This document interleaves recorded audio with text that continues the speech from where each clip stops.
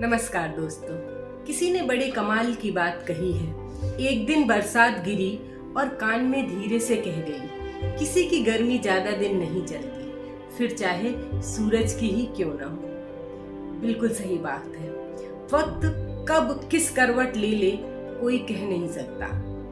आज हम आपको एक कहानी सुनाते हैं जो हमें ये बताती है कि कहीं ना कहीं किसी न किसी रूप में ईश्वर हमारी मदद करेगा और जब हम हार मान जाएंगे तब भी हमें कहीं कोई एक रास्ता मिल जाएगा। इसलिए हार कभी नहीं मानते। गांव का एक लड़का था, बड़ी मेहनत करके जीवन में सफल होने की राह देख रहा था। शहर बहुत उम्मीदों के साथ आया, बहुत हाथ पैर चलाए, लेकिन उसको कहीं भी सफलता नहीं मिल रही थी।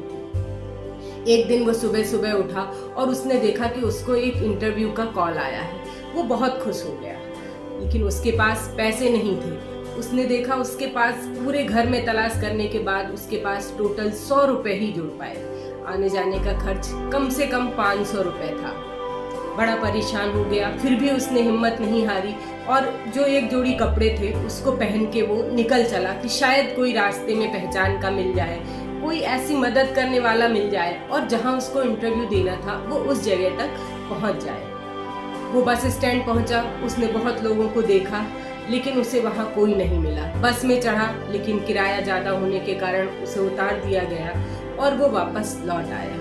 बहुत निराश हो गया था। पास ही एक मंदिर था, वो मंदिर में पहुंचा और उसने कहा अब तो वो प्रभु से ही मदद मांगेगा।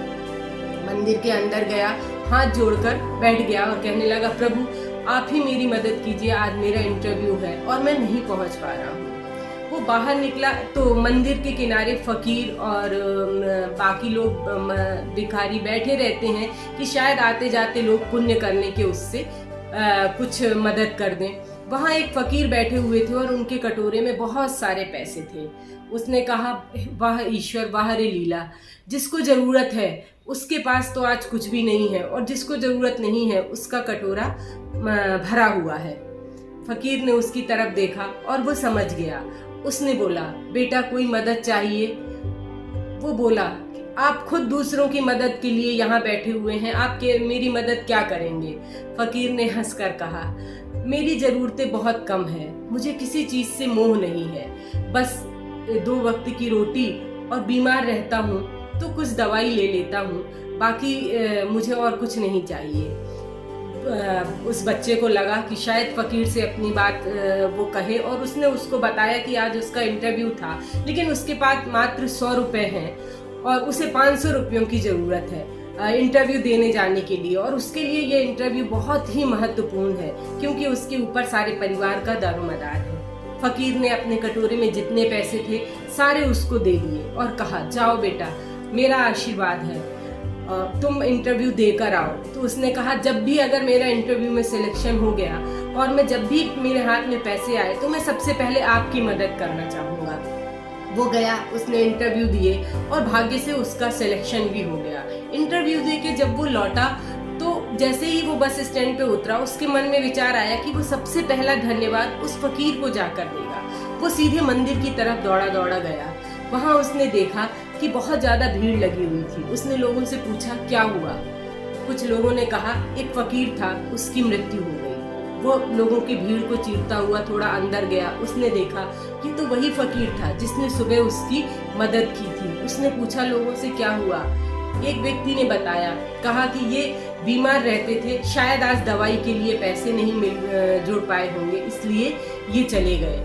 भीड़ में से किसी की आवाज आई, अरे भिखारी ही तो था, दूसरे पे बोझ था।